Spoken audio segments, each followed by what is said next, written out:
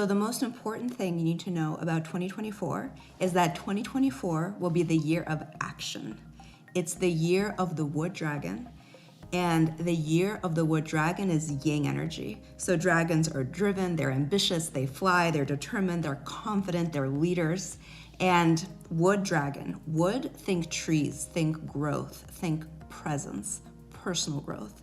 So it will be a year with a lot of energy in the air. There will be a lot of energy for you to make all the changes you need. So changes will come easily this year. This wasn't the case the last 2 years, but it will be the case in 2024. Every action will have a greater impact in 2024. Every action is gonna ride the wave, go along with the wave, not against the wave. In yin years, actions go against the wave. They don't have such an impact. But I really wanna get you ready for 2024 when your actions will be very impactful. And criticisms, being critical of yourself, are what will go against the wave in 2024. It will be even more harmful than usual.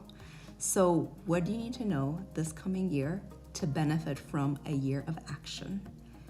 The first thing to stop doing is criticizing anyone. The thing that stops us from acting more than anything else are our words and how we use our words, how we speak from ego, how we make promises and what promises we make, how we talk about outcomes, how we talk about the future, how we speak about ourselves, how we speak about others. There are so many ways we burn energy in the ways that we speak. And you'll notice that if you have a day where you don't speak all day, you just say nothing all day, and you can organize a day for yourself like that, at the end of the day, after not speaking at all, you'll have so much energy because our speech is the main pathway through which energy leaves us. Try this out, you'll notice that this is the case. If you master wise, beautiful speech, because we can't always not speak at all, we do have to speak to people in life, but if you master wise, beautiful speech and you make it a habit in 2024, actions in 2024 will come naturally and they'll come smoothly because you'll have more clarity and you'll have more energy. And there are only 2 things that you need to make your wishes come true.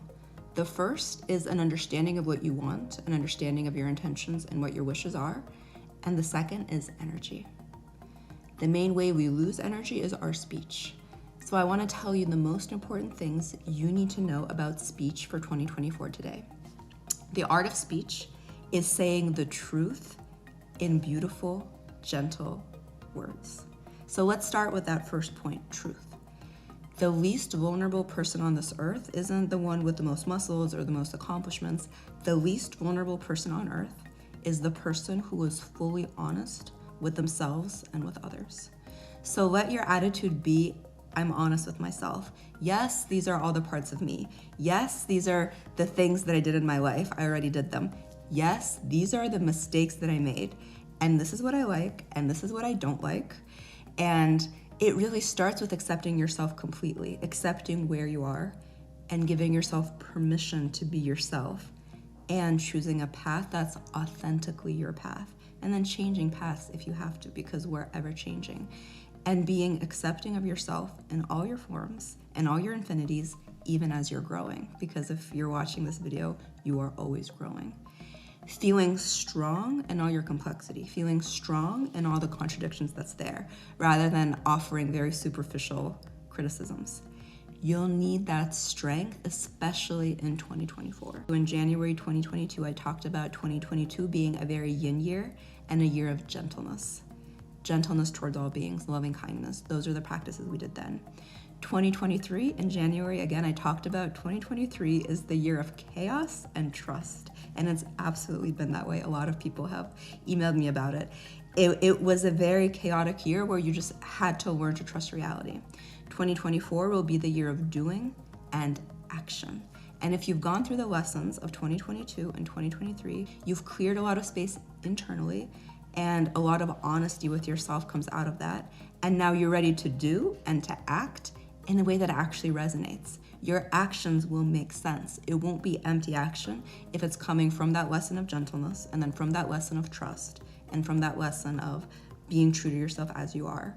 You've built the right internal state for very good actions and very good results externally. Because anything external, it starts inside first. It starts with your clarity, it starts with your intention, it starts with your inner state, and then it shows up in your life.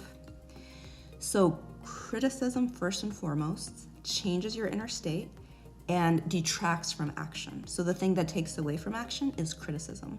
If you reach a place where you're no longer critical of others, including verbally, including what you say to them, you free yourself up for action because you're also no longer sabotaging yourself.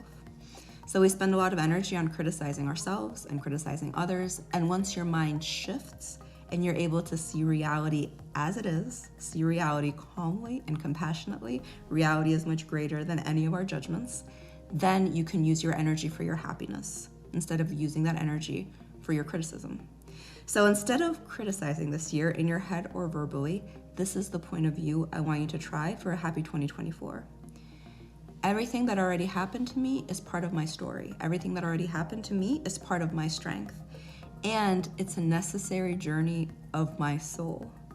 And there's a bigger picture that my limited mind can see about my life and how it fits together. And everything that happened to others, it's part of their story. Their lives are not there for me to judge. Their lives have their divine purpose. It's their spiritual journey. It's their journey on this earth. It's their strength. It's their story. It's necessary for them.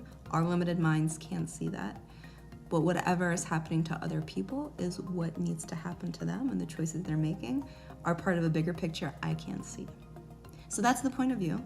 And when you have that point of view, criticisms actually lose all their power. And it's hard sometimes to work with ourselves directly and to release ourselves of judgments and of criticisms. So start doing it for others. It's actually easier for others. If you can do it to others, you can do it for yourself. So come from a place where this happened to me and that happened to me, and I made this mistake and I made that mistake, but I still don't know what will happen tomorrow. I still don't know what will happen towards the end of 2024, and I can't wait to live my life fully and keep living my life. So often what's behind verbally criticizing other people, negative speech about other people, the fear behind that is that you want to be perfect and you're afraid that you are not. So let's just acknowledge that everyone you know has made 1,000 mistakes, and you've probably made 1,200 mistakes so far this year, and then in the next 10 years, you'll make 400 more mistakes, and you can still send kindness to everyone, and you can still send kindness to yourself. And all that matters is that your intentions are good, and that in your heart, you can maintain honesty and compassion and warmth, which are all related. They're all the same thing. So let your attitude be, I'm gonna step into 2024, I'm gonna enjoy my body, I'm gonna enjoy my circumstances, I'm gonna enjoy my personality, I'm gonna enjoy the people around me, I'm gonna enjoy this life no matter what it throws at me, and I'll grow from it. And I'm certainly not here on this earth to judge myself, just like I'm certainly not here on this earth to judge other people or to create more suffering for anyone in any way. So this coming year, let everyone else be as they are. See if that brings you calm inside. From this calm comes strength, including strength for action. So learn to look at life. It really depends how we view it.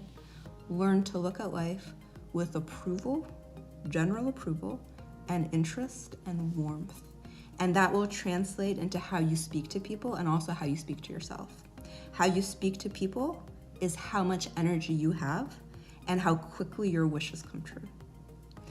So the Buddha had 4 tests for speech. The first, is it true? The second, is it helpful?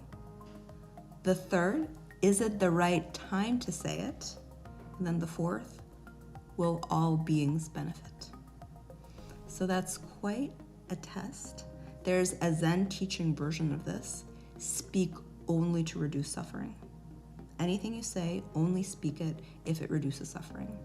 And after the Buddha's enlightenment, there's a legend that he would only speak in 2 situations. The Buddha would only speak to say thank you, to offer gratitude, or to offer a teaching, and nothing else. And there's a real humbleness that we bring to our speech if we keep this in mind. And if you master this art of truthful, wise, gentle speech, The good news is that there's a lot of problems you just solve automatically. There's a lot of negative situations that you could have next year or next month, and those problems, they just won't arise in your life. So think of it as a preventative measure. It takes effort today to have intentional speech, to ask yourself, will this benefit all beings? Is this the right time? Is this true? Am I wording this correctly? But you will avoid tens of thousands of conflicts throughout your life. They just won't arise. And there will be situations you just won't have to deal with if you do the challenging work up front. And this is the challenging work. I think the challenging work is how we integrate the teachings into like the nitty-gritty details, daily part of our lives and daily part of our relationships. So like I think everything I teach, it seems very doable and precise, and it makes sense intuitively. Be compassionate, be self-compassionate, pay attention. But then how does it work if I'm getting coffee with a friend and I just want to gossip and speak badly about everyone? It gets a lot less clear. Or how do you talk to yourself when you've made a mistake? And usually the most harsh speech, we reserve it for ourselves. It's like that special reserve wine that's only for us. The harshest things we say them to us. So we need to talk about both the words we use to ourselves and towards others. Or maybe you feel like you always want to be right. Like with your romantic partner, you always want to be more right than they are. Or are you on hold with United Airlines and you're on hold for an hour and then someone suddenly picks up the phone and they say, oh, this is the domestic line, this is an international line. It's the other line for international. And then what do you say? You've been waiting for an hour. Do you say, may you be happy, may you be peaceful? Do you stay patient? The Buddha talked about wise speech in the context of how we can live wisely, live kindly, and create more well-being for ourselves and for each other. So the first thing to ask when you're speaking is, what's my intention? Is this coming from ego? And is this creating more beauty in the world? And can all of our speech create more beauty in the world? That will create beauty in your year. This is not work that you do for others. This is mainly for yourself. This is for the quality of your relationships. Watch your speech as an energy gathering practice. We lose energy through speech, through judgmental words, through criticisms.